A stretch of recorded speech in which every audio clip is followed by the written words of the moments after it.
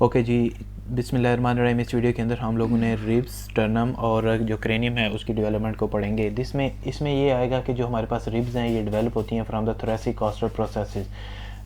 जो हमारे पास मेसोडर्म थी, जो हमारे पास मेसोडर्म के अंदर स्क्लेरोटोम थे, स्क्लेरोटोम जो है सोमाइट्स से वो फर्दर जो है ना वो मीज़ेनकाइमल सेल्स के अंदर कन्वर्ट हुए। मीज़ेनकाइमल सेल्स जो है ना वो डिफरेंट जगह पे माइग्रेट हुए।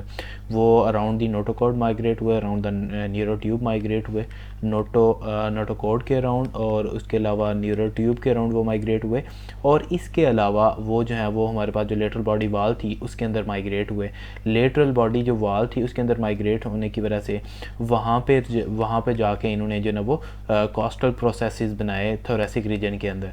और वो जो कॉस्टल प्रोसेसेस थे वो फर्दर जो है ना वो इलांगेट हुए। इलांगेट होने के साथ साथ जो है ना वो वर्टिब्रा के साथ जो है ना उन्होंने अटैचमेंट जो है ना वो वर्टिब्रा के साथ वो अटैच हो गए। और वो थोरेसिक के जो प्रोसेसेस हैं वो फर्दर जो है ना वो कॉन्ड्रीफाई हो गए। वहाँ पे जो है ना वो कार्टिलेज बनना शुरू होगी। और ये जो प्रोसेस है ये through out the embryonic period जो है ना ये चलता रहता है। उसके बाद जो फीटल पीरियड आता है उस पीरियड के दौरान जो रिब्स हैं उनकी जो ऑसिफिकेशन जो है वो हो जाती है।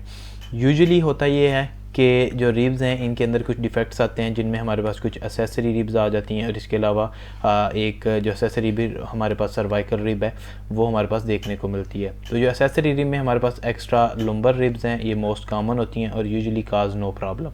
इसके अलावा हमारे पास सर्वाइकल रिब जो है ना वो भी एक एसेसरी रिब है। इसमें क्या होता है कि एक एक्स्ट्रा रिब जो है वो यूजुअली अटैच होती है on the C7 vertebra. Usually C7 vertebra के साथ कोई रिब जो है ना वो अटैच नॉर्मली नहीं होती, लेकिन अब नॉर्मल कंडीशन के अंदर जो सर्वाइकल रिब है वो यूजुअली अटैच होती है विद C7 वर्टिब्रा। और ये 1% पॉपुलेशन ऑफ के अंदर जो है ना वो प्रेजेंट होती है।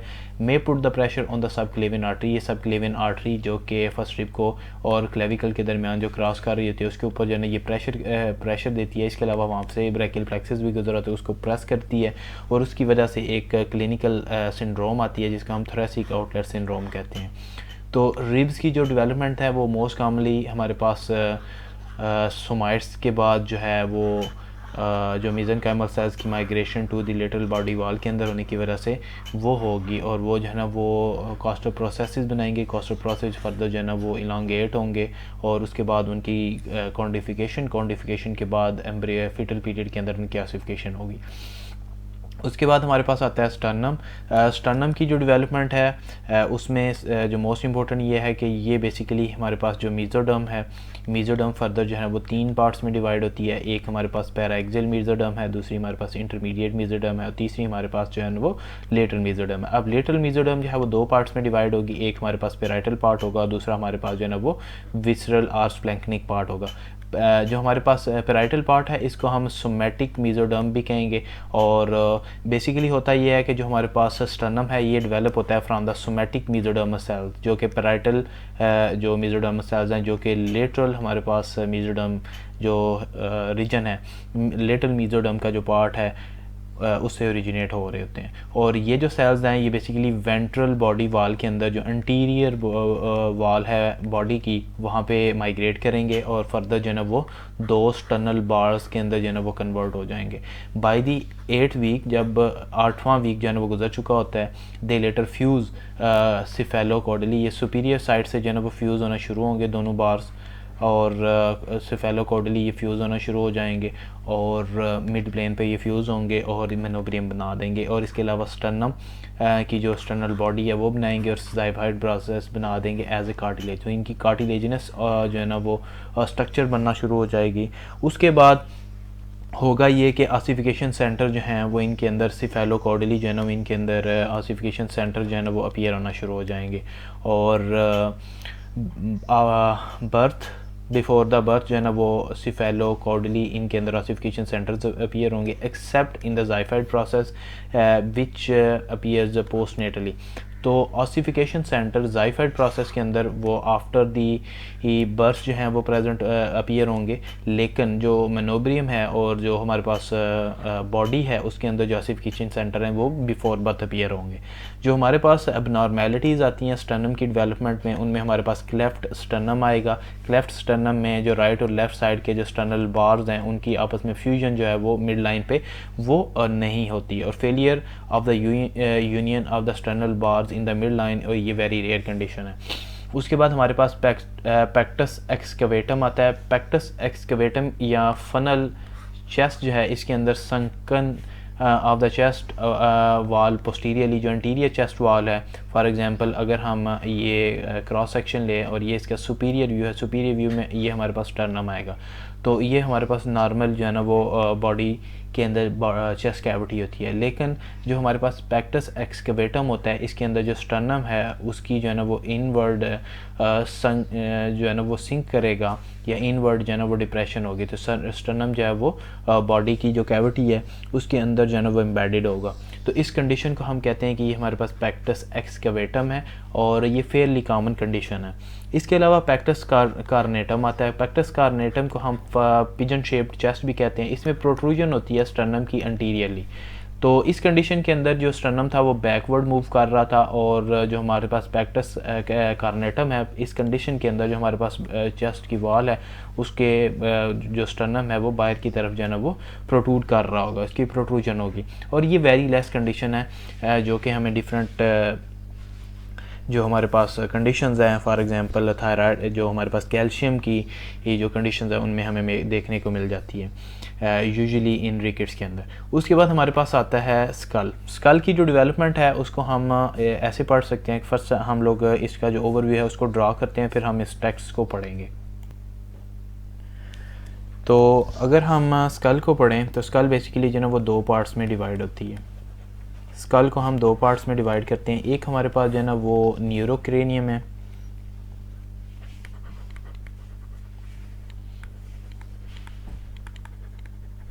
और जो दूसरा पार्ट है वो हमारे पास विसरोक्रेनियम है।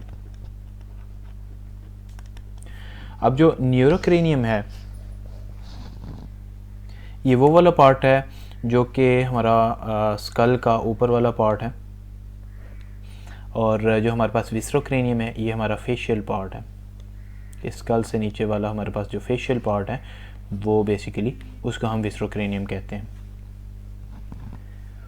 अब जो हमारे पास न्यूरोक्रेनियम की डेवलपमेंट है ये दो पार्ट्स में डिवाइड होती है। पहला जो है हमारे पास वो कार्टिलेजिनस पार्ट है। न्यूरोक्रेनियम दो पार्ट्स में डिवाइड होगा। एक हमारे पास जो है ना वो कार्टिलेजिनस पार्ट होगा, कार्टिलेजिनस पार्ट, और दूसरा हमारे पास पार्ट जो है वो मेम्ब्रेनस पार्ट है। जो हमारे पास कार्टिलेजिनस पार्ट है उसके अंदर जो हमारे पास बोन की फॉर्मेशन है वो इंट्रा कार्टिलेजिनस ऑसिफिकेशन के ज़रिए होगी।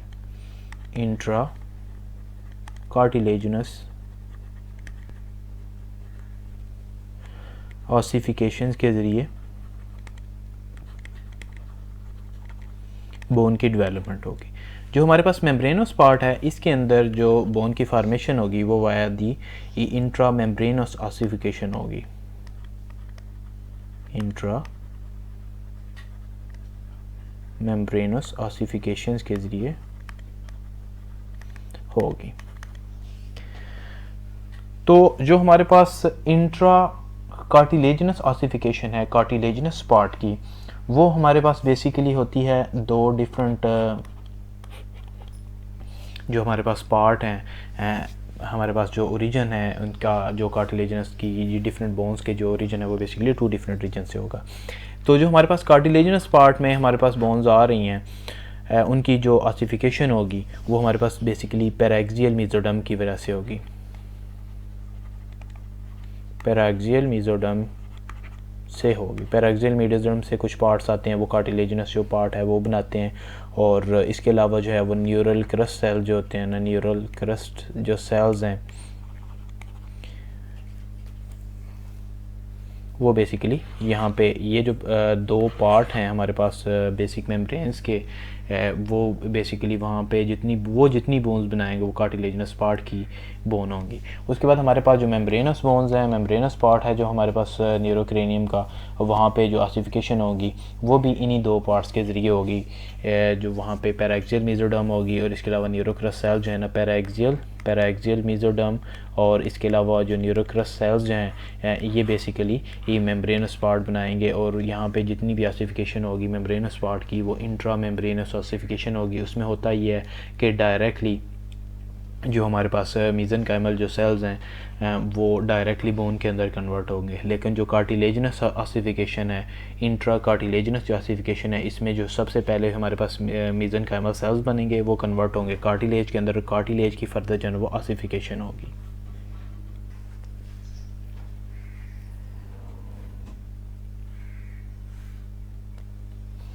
इसके अलावा जो हमारे पास विस्रोक्रेनियम है, विस्रोक्रेनियम बेसिकली न्यूरोक्रस सेल से ओरिजिनेट हो रही होती है। इसका ओरिजिन न्यूरोक्रस सेल्स हैं और इसमें जो है ना वो फर्स्ट फेरेंजियल आर्च और सेकंड जो हमारे पास फेरेंजियल आर्चेज़ हैं, यहाँ से जो स्ट्रक्चर्स हैं वो ओरिजिनेट होंगी। तो फर्स्ट फेरेंजियल आर्च जो है ये बेसिकली मैक्सिला बनाएगी, मैक्सिला। इसके अलावा ज़ाइगोमेटिक बोन के अलावा टेम्पोरल बोन के बाद हमारे पास जो मैंडिबल है, मैंडिबल का जो हमारे पास वेंट्रल पार्ट है वो फर्स्ट फेरेंजियल आर्च से ओरिजिनेट होगा। इसके अलावा जो हमारे पास सेकंड फेरेंजियल आर्च है, ये दो टाइप की बोन जो है ना वो ओरिजिनेट होंगे यहाँ पे। सबसे पहले हमारे पास जो इनर ईयर की बोन्स हैं, इनर ईयर की जो बोन्स हैं उनमें हमारे पास मैलियस है, उसके बाद इंकस है और उसके बाद स्टेप्स हैं। ये हमारे पास जो है ना ये ओरिजिनेट होंगी सेकंड फेरेंजियल आर्च के अंदर। उसके अलावा जो मैंडिबल का डॉर्सल पार्ट है वो भी सेकंड फेरेंजियल आर्च से ओरिजिनेट हो रहा है।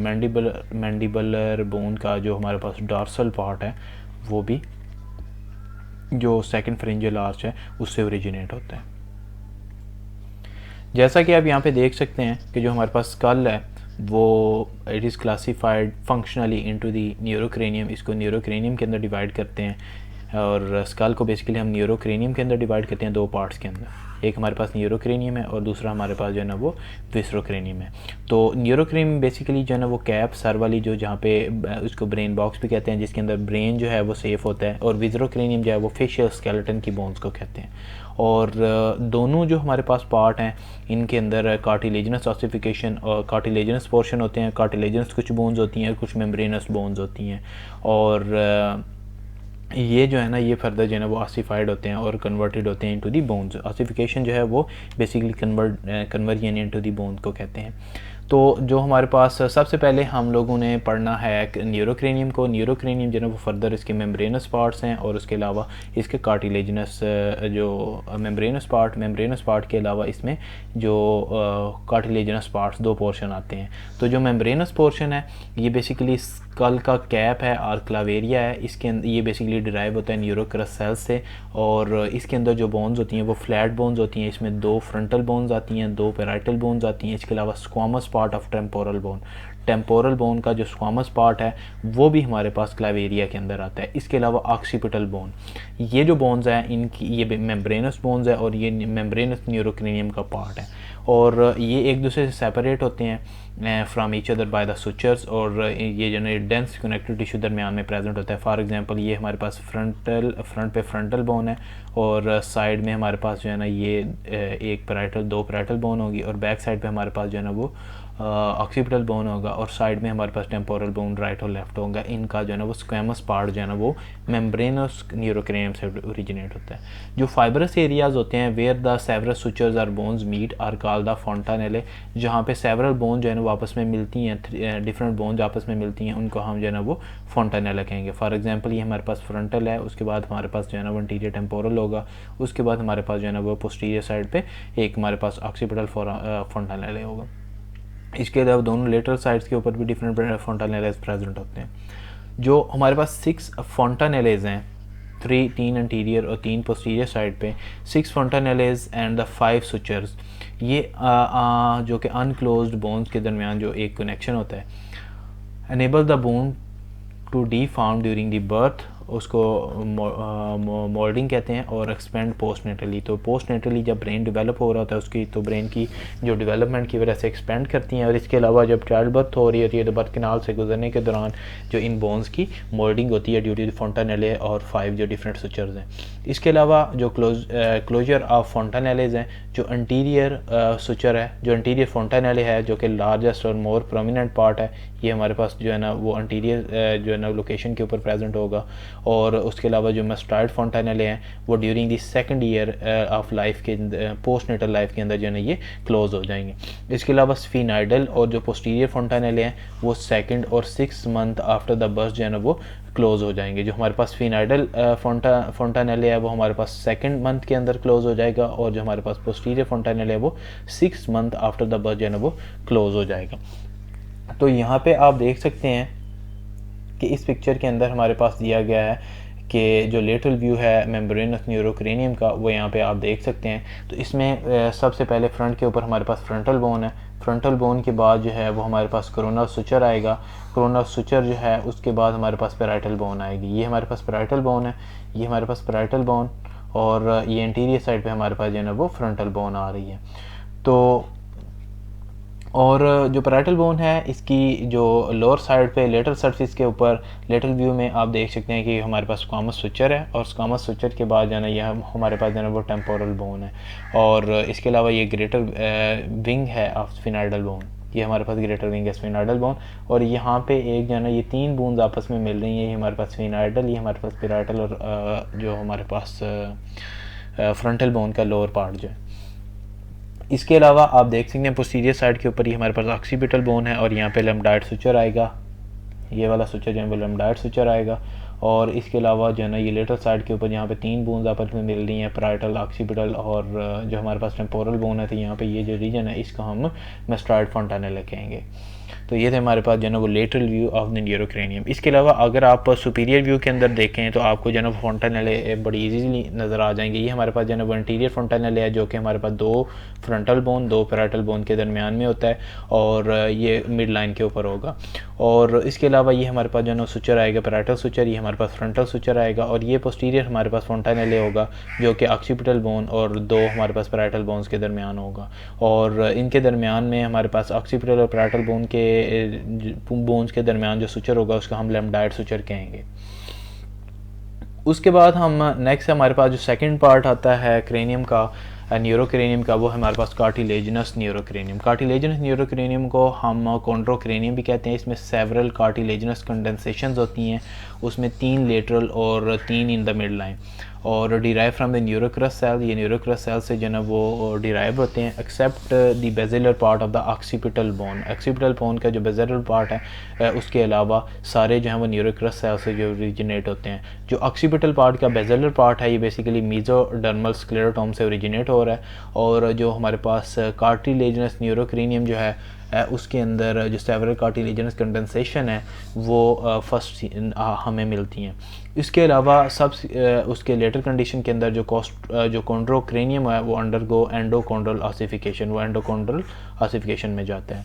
होता ये है जो हमारे पास कार्टिलेजिनस न्यूरोक्रेनियम के अंदर होता क्या है कि फ्रॉम द रोस्ट्रल एंड, जो रोस्ट्रल एंड होता है वहाँ से जो हमारे पास ट्रेबेकुलाई कार्नी होती है उसमें वो कन्वर्ट हो जाती है cribriform plate of the ethmoid bone के अंदर। तो ट्रेबेकुलाई कार्नी जो है वो हमारे पास एथमाइड बोन की जो क्रीबरी फ्रॉम प्लेट है वो बनाएगी, उसके बाद दोनों साइड पे ये फ्यूज़ हो जाएगी। उसके अलावा हमारे पास आती है हाइपोफिजियल कार्टिलेज। हाइपोफिजियल जो कार्टिलेज है डेवलप अराउंड दी हाइपोफिजियल सेरिब्री या पिट्यूटरी ग्लैंड के अराउंड जो है वो एक हाइपोफिजियल कार्टिलेज जो है वो डेवलप होगी, और वो जो है ना वो राइट और लेफ्ट दोनों साइड पे फ्यूज़ हो जाएगी और वो स्फीनाइड बोन बना देगी। और इसके अलावा जो है ना क्रिब्रिफॉर्म फोसा जो है वो यहाँ पे बनेगा जिसके अंदर पिट्यूटरी ग्लैंड जो है वो रेस्ट कर रहा होता है। इसके अलावा हमारे पास पैराकॉर्डल जो कार्टिलेज है वो अराइज होती है from the notochord on the east, arise around the notochord, वो पैरा जो कॉर्डल जो कार्टिलेज है वो नोटोकॉर्ड को दोनों साइड से या राउंड जो है ना उसको इंसर्कल कर लेती है ऑन द ईस्ट साइड और यूनाइट हो जाती है विद द 3 ऑक्सीपिटल सोमाइड। तो 3 ऑक्सीपिटल सोमाइड के साथ मिलेगी और वो contribute formation of the base of the occipital bone. तो यहाँ पे आप देख सकते हैं कि ये हमारे पास जो है ना वो पैरा कॉर्डल जो कार्टिलेज है वो ऑक्सीपिटल की जो स्क्लेरोटोम के साथ मिल जाएगी और base of the occipital bone यहाँ पे बना देगी। तो पैराकॉर्डल कार्टिलेज जो है वो ऑक्सीपिटल स्क्लेरोटोम के साथ मिलेगी और वो base of the occipital bone बना देगी। उसके बाद हमारे पास आता है ala orbitalis, lesser wing of the sphenoid bone जो है वो उसमें कन्वर्ट हो जाएगा। एला मीन्स विंग और orbitalis means lesser wing of the sphenoid above the orbit. तो यहाँ पे आप देख सकते हैं कि ये हमारे पास एला ऑर्बिटैलिस है, ये वाला रीजन जो है ये हमारे पास एला ऑर्बिटैलिस है और ये जो है ना ये जब मेच्योर होगा यहाँ पे इसकी आसिफिकेशन होगी तो लेसर विंग ऑफ द स्फीनाइड में कन्वर्ट हो जाएगा। उसके बाद हमारे पास एला टेम्पोरैलिस आता है। एला टेम्पोरैलिस जो है ना वो greater wing of the sphenoid bone में कन्वर्ट हो जाएगा। ये हमारे पास greater wing of sphenoid bone है। उसके बाद हमारे पास ऑटिक कैप्सूल आएगा, develops around the otic vesicle, वो ऑटिक वेजिकल्स के अराउंड जो है ना वो डेवलप होगा और mastoid and the petrous part of the temporal bone में कन्वर्ट हो जाएगा। उसके बाद हमारे पास आएगा nasal capsule. Nasal capsule are formed around the nasal cavity. Nasal cavity के अराउंड जो है ना ये कुछ कैप्सूल बनते हैं और वो जो है ना share in the formation of the ethmoid bone, वो एथमाइड बोन के अंदर जो है ना वो उसकी फार्मेशन के अंदर वो अपनी शेयरिंग देते हैं। तो बेसिकली जो एथमाइड बोन है वो हमारे पास नेज़ल कैप्सूल के अलावा जो हमारे पास क्रिब्रिफॉर्म क्रेनियाई है उससे मिलके जो है एथमाइड बोन बनती है। उसके बाद हमारे पास आते हैं विज़रोक्रेनियम जो कि फेशियल स्केलेटन बना रही है। इसमें हमारे पास 2 पार्ट हैं, एक हमारे पास मेम्ब्रेनस विज़रोक्रेनियम है, दूसरी हमारे पास जो है ना वो कार्टिलेजिनस विज़रोक्रेनियम है। तो जो मेम्ब्रेनस विज़रोक्रेनियम है ये कंपोज होती है मैक्सिला, मैंडिबल, ज़ाइगोमेटिक और squamous part of the temporal bone और all of these originate from the first pharyngeal arch. जैसा कि हमने पहले डिस्कस किया कि जो हमारे पास विज़रोक्रेनियम है वो बेसिकली फर्स्ट और सेकंड जो हमारे पास फ्रिंजल आर्चेज हैं उधर से ओरिजिनेट होती है। अब जो फर्स्ट फ्रिंजल आर्च है वो कौन कौन से जो है ना वो चीज़ें बनाएगी, वो हमारे पास मैक्सिला बनाएगी, उसके बाद मैंडिबल बनाएगी, उसके बाद थर्ड जो बोन है वो हमारे पास ज़ाइगोमेटिक बोन है। इसके अलावा squamous part of the temporal bone जो है ये जो चारों बोन्स हैं ये हमारे पास ओरिजिनेट होती हैं फर्स्ट फ्रिंजल आर्च से। और ये मेम्ब्रेनस जो है ना वो विज़रोक्रेनियम है, ये मेम्ब्रेनस बोन्स होती हैं। उसके बाद हमारे पास जो है ना वो कार्टिलेजिनस विज़रोक्रेनियम है। कार्टिलेजिनस जो विज़रोक्रेनियम है ये basically found mainly from the both first and the second जो हमारे पास फ्रिंजल आर्चेज है उधर से ओरिजिनेट होती है कार्टिलेजिनस विज़रोक्रेनियम। कार्टिलेजिनस विज़रोक्रेनियम जो है ये बेसिकली फर्स्ट और सेकंड दोनों कार्टिलेज जो फ्रिंजल आर्चेज है उधर से ओरिजिनेट होगी। जो फर्स्ट जो फ्रिंजल आर्चेज हैं उधर से जो बोन्स ओरिजिनेट होंगी वो हमारे पास इंकस और मेलियस है। इसके अलावा जो सेकंड फ्रिंजल आर्च से बोन्स ओरिजिनेट हो रही हैं वो हमारे पास स्टेप्स हैं। इसके अलावा स्टाइलाइड प्रोसेस और part of the hard bone जो है वो हमारे पास ओरिजिनेट होता है सेकंड फ्रिंजल आर्चेज से। उसके बाद हमारे पास आती है ऑस्टियोजेनेसिस। ऑस्टियोजेनेसिस या ऑसिफिकेशन हम किस चीज़ को कहते हैं? तो ऑस्टियोजेनेसिस या ऑसिफिकेशन से मुराद ये है कि ossification is the formation of the bone from the mesoderm. Mesoderm से जो बोन की फॉर्मेशन है उस सारे प्रोसेस को हम ऑसिफिकेशन कहते हैं। और मीजोडर्म बेसिकली कनेक्टिव टिश्यू है और during the development occurs during the development by the two ways। तो ऑसिफिकेशन जो है ये 2 डिफरेंट प्रोसेसेस के ज़रिए होती है। तो 2 डिफरेंट मैकेनिज़म्स हैं जिनके ज़रिए जो है ना वो बोन बनती है मीजोडर्म से। पहला जो हमारे पास प्रोसेस है वो है intra membranes ossification. Intra membranes ossification जो है इसके अंदर होता क्या है कि डायरेक्ट मीजोडर्म से मीज़नकाइम सेल्स बनते हैं और मीज़नकाइम से डायरेक्ट बोन बन जाती है। इसमें हमारे पास जो है ना वो broad bones, flat bones, skull की बोन्स एक्सेप्ट द मैंडिबल और इंट्रा मेम्ब्रेनस जो बोन्स हैं वो वाली बोन्स आती हैं। इसमें मीज़नकाइम सेल से डायरेक्ट बोन बनती है। इसमें कोई भी हमारे पास पहले वाला मॉडल नहीं होता जिसने फर्दर जो है ना वो बोन में कन्वर्ट कन्वर्ट होना है। लेकिन जो हमारे पास एंडोकॉन्ड्रल जो ऑसिफिकेशन है, एंडोकॉन्ड्रल ऑसिफिकेशन के अंदर हमें ये मिलता है कि जो हमारे पास मीजोडर्मल सेल्स हैं वो सबसे पहले मीजेनकाइम में कन्वर्ट होंगे। मीजेनकाइम जो वो हाइलाइन कार्टिलेज का एक मॉडल बनाएगी और फिर उस मॉडल के अंदर जो है ना वो ऑसिफिकेशन होगी और बोन्स के अंदर वो जो है ना वो कन्वर्ट हो जाएंगे। इसकी जो एग्जांपल है, ये मोस्ट ऑफ द हमारे पास जो स्केलेटन है, इसके अलावा एंड्रोकॉन्ड्रल जो बोन्स हैं वो एंड्रोकॉन्ड्रल ऑसिफिकेशंस के ज़रिए जो है ना वो बनती हैं। उसके बाद हमारे पास आता है क्रेनियल एनोमैलीज, कुछ ऐसी एनोमैलीज जो कि क्रेनियम की डेवलपमेंट के दौरान जो है वो आ सकती हैं। उसमें हमारे पास एक क्रेनिया है। एक क्रेनिया से मुराद एक कंप्लीट और the partial absence of the neurocranium. Complete या पार्शली वो जो न्यूरोक्रेनियम है वो एब्सेंट होगा, उस कंडीशन को हम एक क्रेनिया कहते हैं। ये रेयर कंडीशन है। उसके बाद हमारे पास आता है हमारे पास कंडीशन आती है क्रेनियोसाइनोस्टोसिस। क्रेनियोसाइनोस्टोसिस के अंदर जो प्रीमेच्योर और early fusion of the one और the more the cranial sutures, जो क्रेनियल सुचर्स हैं उनकी अबनॉर्मल प्रीमेच्योर या अर्ली फ्यूजन हो जाती है। उस कंडीशन के अंदर हमारे पास जो है ना वो इस क्रेनियोसाइनोस्टोसिस के अंदर हमारे पास जो है ना वो 4 डिफरेंट कंडीशन आती हैं, जिनमें हमारे पास स्कैफोसिफेली आती है और द लॉन्ग स्कल। इसमें होता यह है कि साइनोस्टोसिस होती है ऑफ द सैजिटल सुचर। जो हमारे पास सैजिटल सुचर है उसकी जो है ना वो अर्ली फ्यूजन हो जाती है, lead to the frontal and occipital expansion.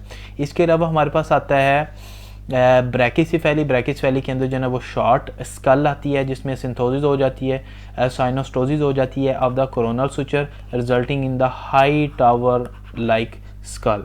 उसके बाद हमारे पास एसिमेट्रिकल जो है ना वो प्लेजियोसेफेली आती है जिसमें हमारे पास यूनिलेटरल साइनोस्टोसिस आती है of the coronal suture result in the twisted neck. इसमें ट्विस्टेड नेक आ जाती है due to the unilateral synostosis of the coronal suture. एक साइड पे जो कोरोनल सुचर है वो हमारे पास जो है ना वो फ्यूज़ हो जाएगा। उसके बाद हमारे पास आती है चौथी कंडीशन जो कि ट्राइगोनोसेफेली होती है। इसमें साइनोस्टोसिस होती है ऑफ द मेटोपिक और द फ्रंटल सुचर। जो हमारे पास फ्रंटल सुचर है उसकी जो अर्ली और प्रीमेच्योर फ्यूजन हो जाती है उनकी बोन्स की और lead to the deformity of the frontal bone. तो फ्रंटल बोन की जो है इसमें डिफॉर्मिटी आ जाती है। उसके बाद हमारे पास जो अनदर कंडीशन आती है वो हमारे पास क्रेनियोसिस है। क्रेनियोसिस में हमारे पास failure of the cranium to close completely. इसमें जो क्रेनियम है वो कम्प्लीटली क्लोज नहीं होता और if the brain is expose to the amniotic fluid, तो अगर जो ब्रेन है वो एमनियोटिक फ्लूइड के साथ डायरेक्टली ही एक्सपोज हो रहा है तो उस कंडीशन को हम एक्सेंसेफेली कहेंगे और उसके बाद जो है ना वो डीजनरेट हो जाएगा और उसकी वजह से हमारे पास एक कंडीशन आएगी एनएनसेफेली जिसमें जो ब्रेन है वो एब्सेंट होगा। उसके बाद हमारे पास आएगा माइक्रोसेफेली। माइक्रोसेफेली के अंदर जो है वो पुअर ग्रोथ होगी ब्रेन की और जो normal size of the face होगा और usually associated with severe mental retardation. तो ब्रेन जो है वो उसकी ग्रोथ थोड़ी होगी लेकिन जो फेशियल हमारे पास जो विज़रोक्रेनियम वो नॉर्मली डेवलप होगा, लेकिन जो हमारे पास न्यूरोक्रेनियम है ये अब नॉर्मली और शॉर्टर रह जाएगा। तो इस कंडीशन के अंदर सीवियर मेंटल रिटार्डेशन आती है। तो ये थी हमारे पास कुछ डेवलपमेंटल अब नॉर्मलिटी जो कि हमारे पास स्कल में देखने को मिल सकती हैं।